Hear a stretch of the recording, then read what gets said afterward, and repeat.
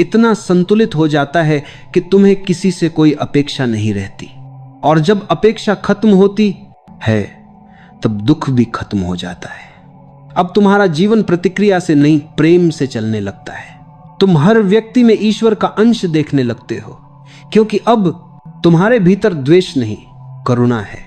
शांति ही करुणा को जन्म देती है। जो भीतर से बेचैन है वह दूसरों के प्रति कोमल नहीं हो सकता, पर जो भीतर से स्थिर है वह सबके लिए मधुर बन जाता है।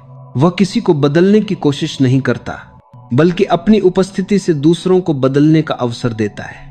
यह जीवन का सबसे ऊंचा स्तर है, जहां तुम किसी को कुछ सिखाने नहीं जाते, बल्कि खुद को इतना शांत बना लेते हो कि तुम्हारी मौन उपस्थिति ही शिक्षा बन जाती है। शांति धीरे धीरे तुम्हें अहंकार से भी मुक्त करती है। तुम महसूस करते हो कि न कुछ तुम्हारा था, न कुछ तुम्हारा रहेगा। जो कुछ है वह सिर्फ एक अनुभव है जो गुजर रहा है। यह समझ ही तुम्हें मुक्त कर देती है। अब तुम्हारे लिए हर पल आनंद का बन जाता है, क्योंकि अब तुम पकड़ते नहीं, बस प्रवाह में रहते हो।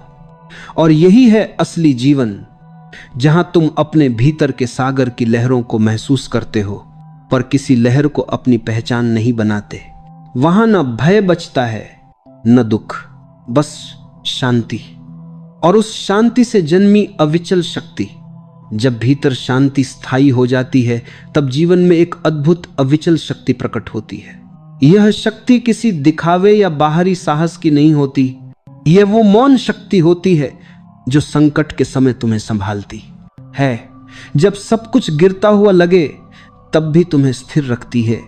जो व्यक्ति इस शक्ति को पा लेता है, वह अब किसी परिस्थिति से नहीं डरता, क्योंकि उसे पता होता है जो भी होगा वह भीतर से टूटेगा नहीं। दुनिया उसे गिरा सकती है, पर हिला नहीं सकती। यही है अविचल शक्ति, जो सिर्फ एक शांत मन में जन्म लेती है। इस शक्ति का सबसे बड़ा रूप है धैर्य। शांत व्यक्ति कभी जल्दीबाजी में नहीं जीता।